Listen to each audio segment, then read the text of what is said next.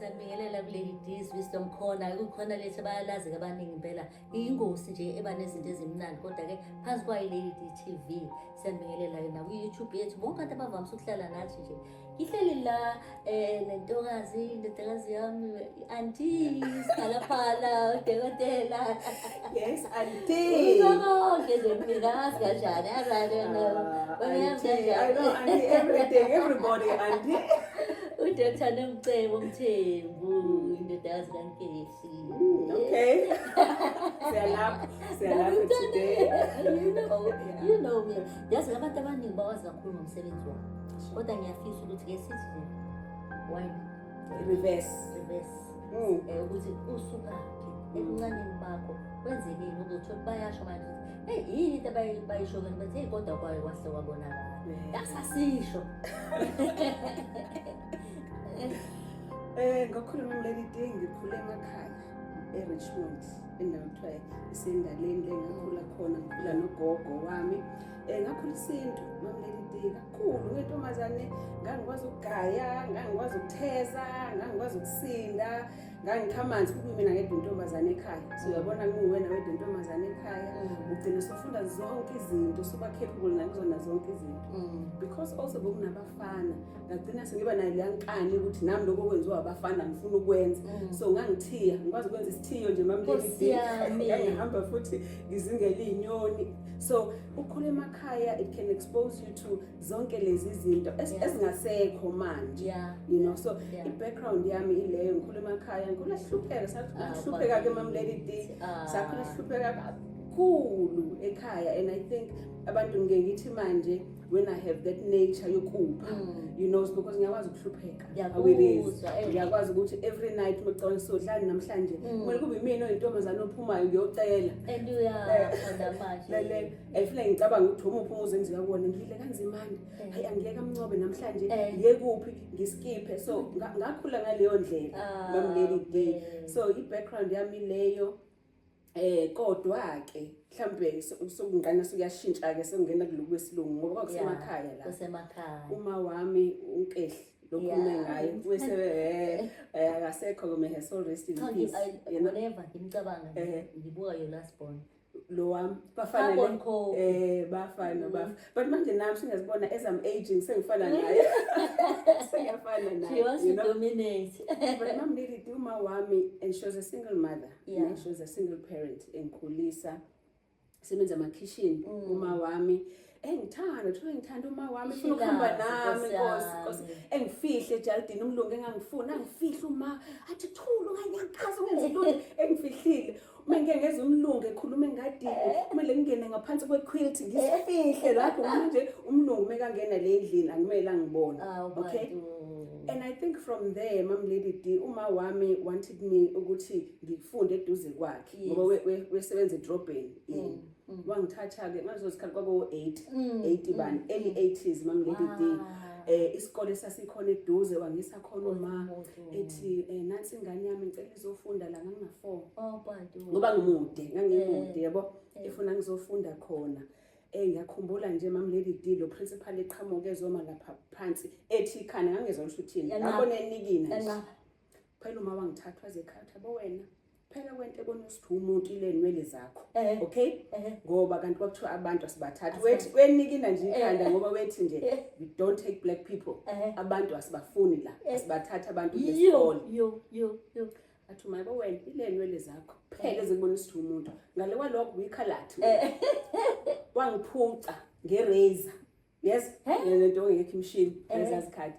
wangiphuca ekhanda ngerazor wasikhipha zonke ngiyele inwele wasusa zonke inwele zami uma wangithatha uma wangisa kumfundisi wakhe weseli wangibhabhadisa umfundisi wanginika igama lesingisi nesibongo sesingisi wangibiza uVincent yes kwayifraud konke yes uVincent kokuyigama lakhe hayibo isibongo kwakuVincent okay igama la wangiqamba lapho wathi nguYvonne okay sekuyatshela ngihlala ngingafuni ukukutshela Yvonne yabona ke ubiza uYvonne yathembisa igama lenhlupheko lelo kumina angibiza uYvonne okaVincent angiphindise esikoleni buyele khona futhi ngakusasa uma ayekena lo mlungu athi lalela kwakunoma eselande wesebenza la Eh. wangimithisa lengane iyikhalathi lengane Esevutha manje ayifit kubantu Eh. yenze njani Uthi angenze ngoba njani? kumele ifunde lengane ngayithola kumlungu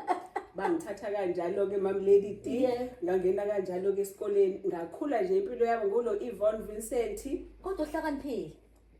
isingisi ngangithazelaphi angisazelaphi isingisi ngaleso sikhathi ngoba ngiyakhumbula mina mengihlezi le classini futhi ingane zazi kwazi ungizwa ukuthi angena wakhona zazi ngizonda lokho ngaphezulu kokwenza Mam Lady D ngangibhulishwa kwakushaywa mina nje futhi wesike monempandla nodlulayo ukushaya ekhanda yabona nje ngangishaywa nje through in through out Mam Lady D so impilo yami esikoleni ngikhumbula this one time kwakunepool phela esikoleni sethu ngoba phela kwakuyizikole lezi ezingcono iy'ngane zakhona zingibiza zithi kumina come phela fanele zisho nangezandla ngoba ngizwa ukuthi yini come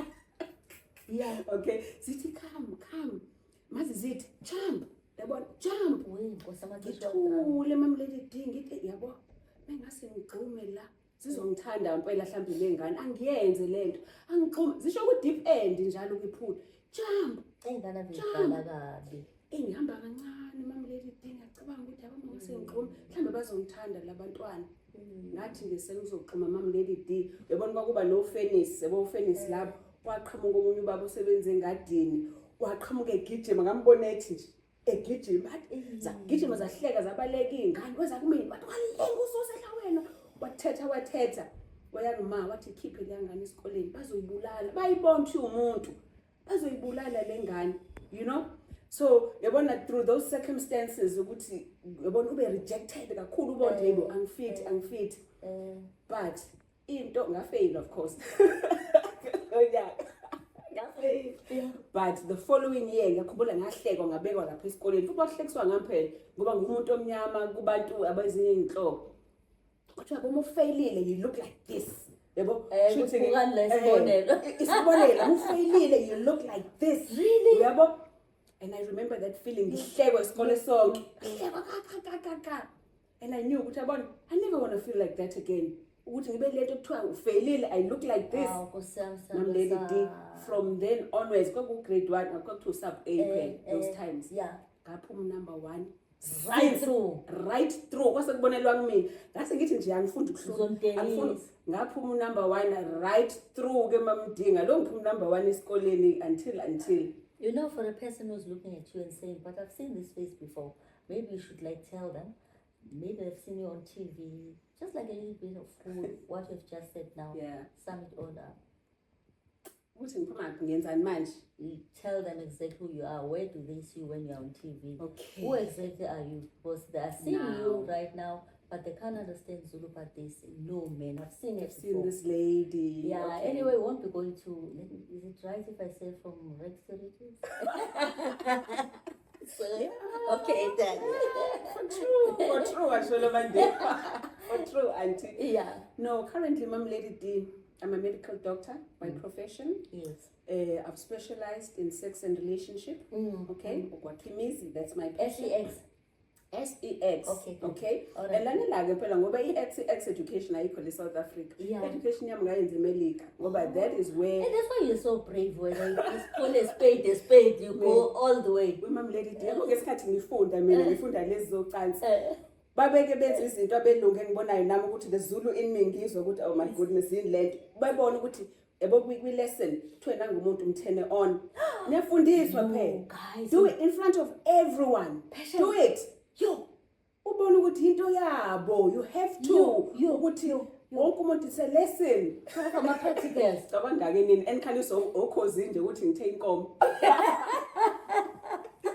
lapho you are something touched have the feel that is where you got your background that is why you go all out that is why but it's such a rare very attractive situation it is Mam Lady D but also I feel ukuthi it's a situation edingakalayo you know yazi lento ngayiqala about it's over 10 years manje ngiqalela ukukhuluma nje ngalezi zasekameleni on public spaces on radio and stuff and especially ukukhuluma kwaZulu Natal kubantu abamaZulu, abantu who believe ukuthi into esekameleni uyadelela uma ukhuluma ngalento. Mina ngesizulu nje vele kuthiwa umkhuba lento, uyabona?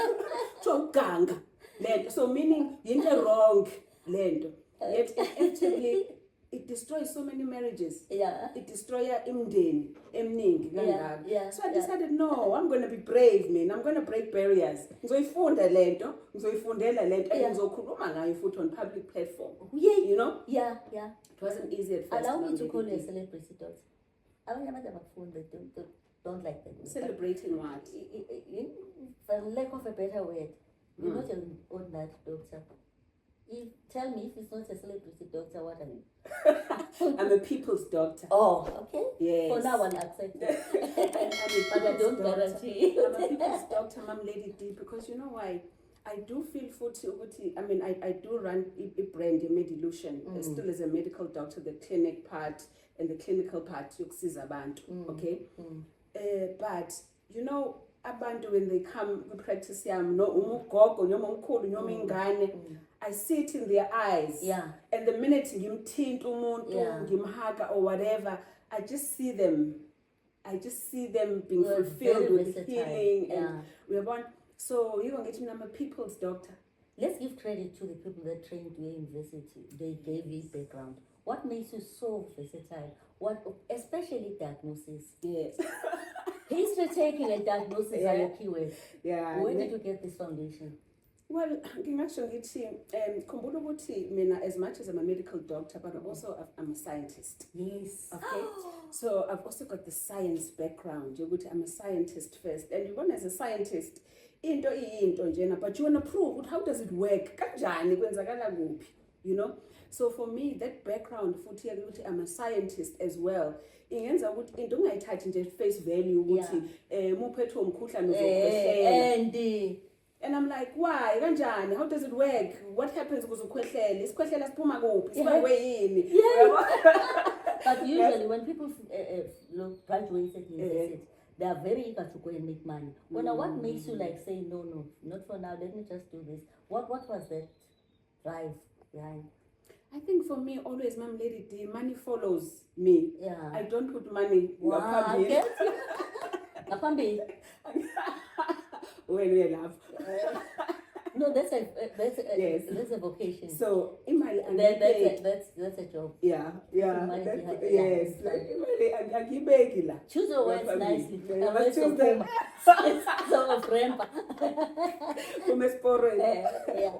So I don't, Mom. I do things when Mom Lady do for the love of it. But to me, love is everything. I put love above everything. Is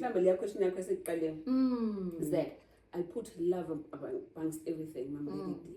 And for me, there's nento abantu abangayazi ngama Lady D. Ave ngumuntu okholwayo. Kakhulu. Bungekwazi kwazi zonke lento ngekho spiritual. I'm telling you, bungeke. I'm very spiritual. Yazi ngingene office lami, ngingene nangumuntu ku-wheelchair ulimela akakwazi ukuphefumula bangibiza doctor la ngithi I don't touch, I don't do anything until ngingene endlini yami ngimeme uNkulunkulu ngithandaze. Then I feel ukuthi hayi lo lapha ngamenza ukuthi ngamenzani. I don't. UPA wami uNonhlanhla uzokutshela. Ngingene nje ngithi nabo bengena this ngizwa lutho, I don't hear anything. Ngiyongena. So before I touch a patient, before I do anything, that is my starting ground. And if ngithi kuwena, you know, I love nginothando kakhulu Mama Lady D. And I nginothando. Yeah, who sometimes driven by emotions, but not that much. But like you say, but yes, sometimes did you pray? They start to begin with the big toe. Yes, it was hanging by strings. They are big toe. Oh God, pray. It was like hanging by strings. I don't want I say. Let's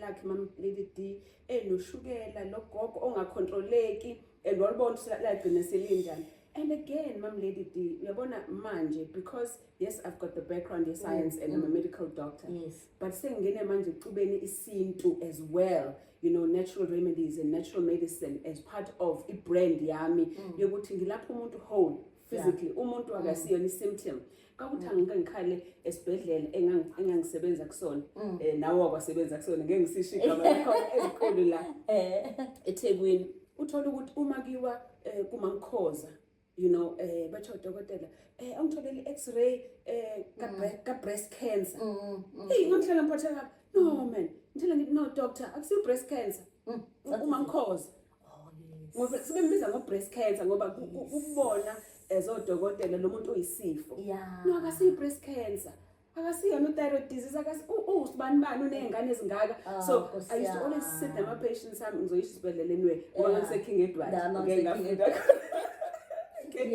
uthole ngiyahlala lapho nomuntu ubuza izingane zakho obani kwenzakalani that is good but also it's bad ngoba bagcina abantu sibe ne dependence mina ngazi bangakho abantu abagcina bengcwatshwa yimina ababegula esibhedlela ngoba taking it too far ngoba uthi umuntu maseshonile abakube sebeyazi ukuthi hawu uDr Mthembu besifonela noma lo muntu esabuyile ekhaya emcheck ukuthi ushonile Dr Mthembu asinayo imali yokumngcwaba mina sengingcwaba umuntu so yabasho ama boundaries you know mina it was at a very very low scale ngenxa ngunesi so it was like MOPD ushayo casualty futhi akalezwe phatha umuntu oyeshawa afaka washing abamba ibhande babethatha ibhande necathulo mabe mshaya abenqono endle mabe either ushayiwe ibhande alisekho ishethi alisekho icathulo lisekho those mina ngizohamba sibe mdede ngiyobuza ukuthi ugibela uzogibela nje hey wena speed la ubona speed kangakanani ikhuyinde phinde ngiye ngaleke icathulo uyogibela ngokuba ibhande yabo leyo it was kodwa wena it was at a scale matching it but that's crossing boundaries uthando it's good to have uthando but have ama boundaries akho ngoba ama boundaries agada wena ukuthi ungayuzwa ngoba people will take advantage of leyo nto bazokuyuza abantu and that's the problem when you love too much you get abantu abazokuyuza and you get used by people and of course sonke we've been bitten by that ukuthi sibe used by people. Is it once bitten twice shy noma thrice shy I'm time shy But right now, let's just get into the person who's looking at you right now, into their mind. Sure. Maybe they want to know better or even more about you. Social? Sure. Okay, let's go. Yeah. You find that you match, like when you matchmake and whatever. And you show in life, people about Ojema Nabo, how was it? How is it even up to now? Lento yamuhlanganisa abantu ngiyeza la ngiyafuleni le othi noma ufuna ukuhamba uthi uyahamba nabangani uthola ukuthi somebody they feel threatened ngawe ufuna ne picnic yini yabona ngikhuluma abangani nje manje become lonely namleli thing you end up withdrawing kubantu ngoba again umuntu onothando open kubantu khona kulabo zoba open kuyena abona ukuthi kushuthi uyangithanda you know laba besilisa but also abesifazane feel threatened so anginabo abangani mamleli anginabo abangani bami is family ngoba wherever you are abantu bazozitshela ukuthi haye umnyanami uzokufuna wena uyabona so there's always those things so ugcina so withdraw it's not nice futhi ukuba wedwa ethinini you know but for the sake of peace you better off ukuthi unjalo ungabi nezinkulumo ngoba ezinye ziyakululaza ka wena ukuthi how do you really think ukuthi ngenza into enjalo uthi uyaframe sine socialize ne ku picnic kanye kabili wesithathu abantu beshintshile aba indifferent is either wena uzosho suggestion esho abanye usuyabaphatha when you have the glow yabona some people look at ukukhanya kwakho as a threat kubona instead of ukuthi mukhanya wena mina ngiseduze kwakho khona ukukhanya kuzofikela nakimina you know people must see it that way but people don't abanye abantu bakubona njenge threat ukuthi njengoba uyilento wena kusho ukuthi mina angiyona you know which again takes us back to how we were colonized as abantu abamnyama to think ukuthi if you have something wena it means mina I don't you know and I think that also leads me to passion yami lento yendoni you know about teaching young black South Africans or young black children to love themselves, to embrace themselves. And part of loving you is also loving the next black person and loving the next person. Ngoba ukuba colonized has taught us ukuthi if omunye umuntu enento kusho ukuthi anginayo mina and it's not about you. Embrace that person, ujabulele lo muntu unayo into kweyakhe. You know, nawe unokwakho, which is meant to be yours. But because you were colonized and you thought little about yourself, you always think empty. Everything is empty instead of plenty. I know, I get you. I mean, I thought, I thought by the time you buy me, so now you must know what you're doing. I'm sorry to tell you that. Yeah. But yes, sizophinda sikhuluma ama-projects akho ngokulandelana kwawo kodwa manje namhlanje sizoyigoqa nje sisathe ukwabala ngendlela esiwabala ngayo bese-ke sesothi go into details, deeper. Let's go deeper, auntie. Deeper. Details. Okay. Ma-projects nento oyithanda usewathi ukuthinta lapha nalapha ikakhulukazi kodwa ngiyazi ukuthi usebenzile esibhedlela like you said wenza ne-science kanti wayenza ujabule kanjani. That is why wena into eyenza ukuthi uthande izinto like ukudla usitshele yini le background eziyihlahla yi-science eyenza ukuthi wazi usitshele ngey'hlahla namithi tufeshe yonke le. It is science, Mom Lady D, but again, it's an awakening. I mean, sengibe udokotela for over 20 years, Mom Lady D. There comes a time where you realize ukuthi lalela uprescribe penicillin nomjovo is not helping. Lo muntu lo kuyabuya njalo with the same problem, you know? And I think for me, kodwa ukwembuleka into izinto zesintu, lokho lalela omkhulu bami kwakuyinyanga ezinkulu, bonke omkhulu bami kwakuyinyanga. So impande yaziwa kakhulu, eyaziwa kakhulu, Mom Lady D. So did uma wami uyazi. But ngesikhathi uma wami egula a few years ago, waphathwa yi-cancer, liver cancer, and I knew ukuthi imithi yethu nale ngiyifundele yobudokotela lokhu it's not going to help her. You know, ngoba ngathi wathi diagnose, you know, batho dokotela isibhedlela lalela bheka isithombe sakhe, you're a doctor, book, and I looked at it, but she's got a month to live. That was the hardest news I've ever heard. Kamsama ngalokho ngam-order limit overseas emele eyibiza ngoba ngizama the best ever. Kodwa ngambona hayi le nto yamthatha ngamina ngathi ke na stop yonke into stop. We leave ngathi stop yonke into. That's when I started le research ke manje ukuthi there has to be something else. Mom Lady D, wena yabo njengoba ngichatha nje manje asikakangeni asikakangeni, but zonke lezi ezinye indlela zami zokutreata ngaqala lapho ukuzifunda ukuthi what else ngale kwale medicine engiyifundele mina eyisilungu yini enye khona.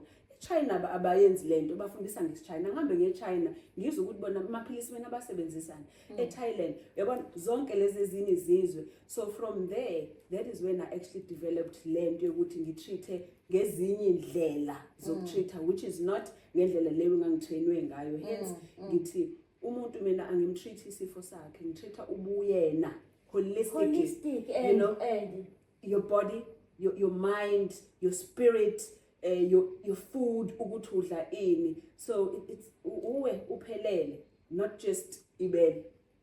Is it maybe the reason why ukwazi nokucounselisha therapy whether a couple noma umuntu oyedwa, is it all emanating from the fact that yonke into uyiqala ngisho engqondweni yosho because odokotela sathi ufika abheke lapha ama symptoms abhekeni wena that is why uba ne-session nje usamqale nje. Sometimes Mom Lady D uthola ukuthi umuntu uze ngekhanda uthola ukuthi no inkinga kusiyikhanda umuntu uze nge-BP no inkinga kusiyi-BP, you know. But if nangizothatha ngiprescribe iphilisi le-BP, then I've missed the point of healing you. Yes, I can treat isifo sakho, but I need to heal you also as a doctor. And part of healing you is healing your circumstance, your environment, your mind. What are you doing? Advise you ukuthi hey lalela uyeke ukudla ukuthi awuzama ukuthi because it's got ukuthi uyabona. So, but again, I like to read, Mom Lady D. Ngihlale ngifunda mina all the time. Yeah, funda all the time, new things. Abanye benza njani. I'm always reading. So that way I better my knowledge so that when I treat someone, angitreat nje, but I'm even ngitshele nangedlozi lakho, ngitshele ini because that's so holistic and who you are. Sisekhona lapho while she's still there when ubuya eParliament. Umenywe abantu sicela usitshele ngoba ubuya kule ndawo akaqeda ngisho. Yeah, bewumenywe. Yes, Mr. Cape Town. Cape Town, yeah. Mr. Parliament, yeah. Cape Town, yes. You know when I'm stripping you naked. Oh, they make me naked. I'm stripping you. Yeah. Yes, Mom Lady D, of course. I mean, it wasn't the first time though, you know. Parliament ngangokhuluma khona kwakuvulwa iParliament for izindlu zamakhosi and traditional leadership. Okay, so ngabizwa-ke nami as you know, a guest. Batholani bathini uma be-introduce laphana ngifuna ngesikhathi bekusuka usuya phambili i-microphone ila ngizoyithola khona Ukuthi indaba. ngoba manje umningi ngale nje Umningi, Mama Lady D. bathini nje. But I think also, Mama Lady D, to them, khumbula phela ukuthi indlu yobukhosi Yes. nobuholi besintu Yes. is based around cultures ethu ne-tradition. And because mina ngine-organization lokuthiwa i-Indoni Oh, yeah. efundisa abantu abasha to be able to respect their cultures and their traditions, and ngisiza abantu abasha ukuthi ngiba-empowerishe knowledge-wise ukuthi who they become in the future, but also give them skills to become better people, but grounding them kwi-identity ukuthi ngumuntu omnyama. As umuntu omnyama, I'm proud of who I am, I'm proud of my heritage. Yeah. And amakhosi ibona okuthiwa ba-guardians and custodians of culture. Yeah. So what I do basically ngenzela bona umsebenzi ukuthi ube easy. Yeah. So babe ngimeme lapho-ke, I think on that level, ukuthi ngizokhuluma nabo on that level. So I found myself speaking to them. Ungixolele debating now and again because manje sengikhumbula lento ukuthi lolu lwazi onalo liyakusiza kuthena umuntu angajuluka bemanzi ethi ngizoba-addressa kanjani. Wena because you live it into ekuwena phakathi, you know uma uqala ukuthi sanibonani awuzothi le izinto nje kulusho emakhosini uthi sanibonani ngibekele indlu wakusiza kuyakusiza. Also, Mama Lady, tukhumbule ngakhula mina esintwini entuntuntu. Yebo. Isintu, some of the things even if angizifundile ngazincela. Isintu into engayincela ngoba ngakhulela emakhaya kakhulu. Kwangisiza kakhulu, Mama Lady D. But more through level ne-project eNdoni, it's taught me not to know about amaZulu, but now I know about ubukhosi nendlela zokuphila zamaXhosa, zamaNdebele, zamaSwati, ngoba khona lokubuye ngingafani khona. Funa ngithi mengifike eMandebeleni bangibona ukuthi ngiyakwazi ukuthi ngibe umNdebele, ngibulise ngendlela yakhona, ngiziphathe ngendlela yakhona. Uyabona? So and wazi wonke yazi okwamanje ngilandela wena nezinto eziseceleni angakafiki la ko-wellness, angakafiki iNdoni, angakafiki kulawo, angakafiki kumpilonhle uyabona ngisabulandela wena nje. Khona la uke wamenye odokotela bephindelela bekumema. What was the purpose? Yiphi engilo uye ngayo? okay, kodokotela, I do that almost every year, Mama Lady D. Yeah. Shuse bengibonile kule dokotela ofundisa ngezinye indlela njengoba kadusho nje ngoba ngiyacuba kunezinto that kunodokotela engibaziyo abake bathi hey thina uma kunawe wena eredweni we as doctors siyayilalela lento ngoba you teach it in a different way nendlela sasifundiswe ngayo, you make it simple, you make it easy. So ngangimenyiwe ke lapha Mama Lady ukuthi ngizofundisa udokotela nje, you know, one ngikumenye ukuthi ngizofundisa udokotela ngekhanda. I think ngikhuluma nawe ngekhanda. Yeah, kanti bayeza but no, ukuzolifundisa ikhanda ngendlela wena olifundisa ngayo. So and lapha yana ngabona odokotela bafundela ukuba odokotela who are trained like me. You know? As well also ukuthi ngizofundisa odokotela ngezaselawini ngoba njengoba ngishilo lezaselawini asifundisa. Tell the people what ilaw is because thina sazi ukuguqa standard. Phela uma ngikhuluma ngelawi ngikhuluma ngalezi zasekameleni, ngikhuluma ngezocansi, ngikhuluma ngezobudlelwane. Okay? So ngibe ngimenye kodokotela ukuthi ngibafundise ngaloko ngoba asifundiswanga thina leyo nto medical school njengoba ngishilo ngafuna ngihambe ngoyifunda eMelika leyo nto. But at the same time umuntu nomuntu uzongena la ephethwe yinto kanti inkinga iselawini, kanti inkinga ubudlelwane, inkinga ushado wakhe. So treat kanti lutho inkinga nje unenkinga ungena ku divorce lo muntu awukwazi ke wena udokotela lo muntu uthi uphethwe isitho esithizwe masuthi wena ngizotreat i-thyroid yokudivorce angeni kuyona ngiyazi. You have to have some kind of knowledge yokuthi umcalm down ngapha while wena umsiza umzimba wakhe to help uheal umzimba wonke. Uyazi ukuthi sibuye sizela wena izinto zakho ezenzayo zisuka ku radio ze-TV isikhathi se-TV zendayo. There was a program laniyenza kakhulukazi le station ngisisho la yayihambe kakhulu kuyilona ilawo kanje. I've never seen umuntu discuss sex ne-audience except wena. Kanjani? Bakubuza ukuhamba ukuthi baba ku-TV sengithini ukuthi ngazwisa istation kodwa ubuye Yes, I've never thought I ngakhona loved it. i-audience e-TV kodwa kukhulunywa indaba. Live, yes. What came to your I mind? loved it, Mom Lady D. Nobody Yes. nje nofana. Kodwa ukubona even if ngikhona okhosini when I do the show, Yes. ngiyawathanda I-live. i-live, but ngithanda i-open line. Eh. Lapho umlaleli akangibuze noma yini. Eh. I like it. It pushes me, but also it pushes me to think ukuthi Hayibo. I have to apply my mind. Akufani nento ukuthi script singiyayazi ngiyikhuluma, but when someone asks me on the spot, it's like ama-antenna amavuka athi, and I have to think ukuthi if you answer and I like it, it challenges me, Mom Yeah. Lady D, you know. But on TV, I would brave. Yeah, it was beautiful. Hey, well, I liked it. But I think ngisizona ngikona ukuhleka lo. Yeah. So I think like ukuhleka kwami has become a brand. Abantu bayazi ukuthi ngizoyikhuluma lento kodwa ngiyihleke futhi at the same time. Yeah, then leya nto engascriptiwe because they were asking you questions but ezidile. Ngesikhathi ukhuluma uphendula into eyisekameleni kanje uyakhumbula ukuthi TV noma usukhohlile. How does it work? Because it was working so well. Yeah. So well. Mina Mom Lady D, I think sometimes ukungibone ngiye nawe Nani auntie. abantu I think babengena kwi-transport so uthola umuntu omdala esiphakamisa isandla Isandla indoda sebuza. izimele TV ithi ningibona nje Kwenzeka ngibona kukhuphuka bakufika la kuyabhashwa la TV. But you know what it is? Ndilo babi ingazakhe ithi wenza kanjani aba It's not a hypnotizer trance. It's not wena a trance, Mom Lady D, and it's not hypnosis. Again, I think it's a special gift nje uNkulunkulu anginikeze wona ukuthi ngikwazi ukurelate nabantu. Ngiyazehlisa Mom Lady D. I'm able to be at anyone's level. You know, kuzofika uprofessor ngibe ku level yakhe. Kufika upresident ngibe ku level yakhe. You know, kufika umuntu owasemakhaya ongazi lutho ngibe ku level yakhe. So I'm able to adjust ngibe ku level yomuntu. So by doing that, ngiyakwazi uku-accommodate umuntu angibone ngiwukhazini wakhe. akhona ukuthi ingane ayizalayo Yes, angibone ngikwi-level le, you know. But yabo nje ubusho njalo ngihleke kufike obaba, of course manje because ngisokhosini ngilalelwa nobaba badala. Ufika ubaba omdala ona 60 70 uze kumina yes ngingane yakhe but uzokhuluma akhale ngento ebucayi kumina. But that happens, Mom Lady D. Omunye uthola ukuthi Mom Lady D, a day angazi namangakho amadoda angena eroomini yami angitshela inkinga zawo angikhalele njengoma wawo. And I always say ukuthi they don't see a doctor in me. You know, I feel ukuthi babona uma wabo or a sister or somebody ngikutshela abangakhala wonke ke. umuntu olelele likhona ukuthi wena wabona indoda enemali iphethe okhiye bemoto ingqovu wafike wayi-check-a ukuthi inayo enlarged Yeah, lapha umuntu ihlangana emoli ithi wena hayi yeah, lapha.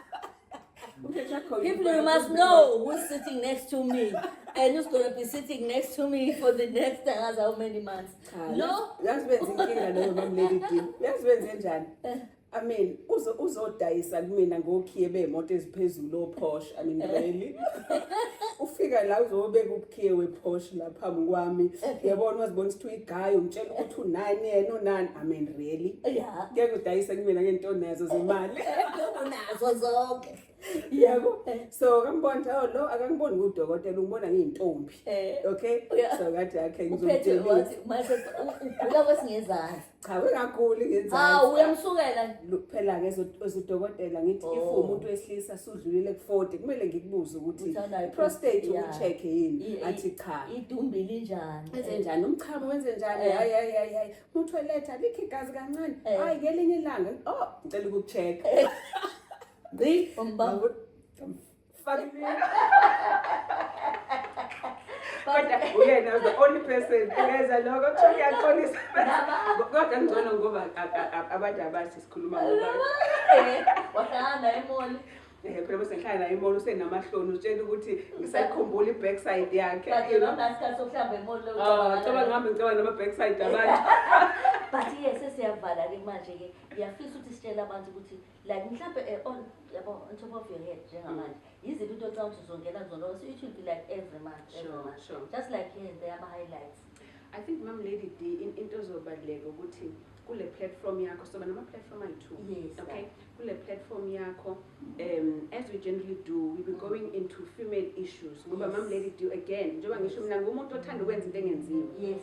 abantu abaningi isitho somuntu wesifazane wabona bazinyeza ngazo. So ngifuna ukusikhuphula ngisibeke lapha and highlight it and create awareness. Uqeda ama-taboos nezinto eziyinkoloze ngako.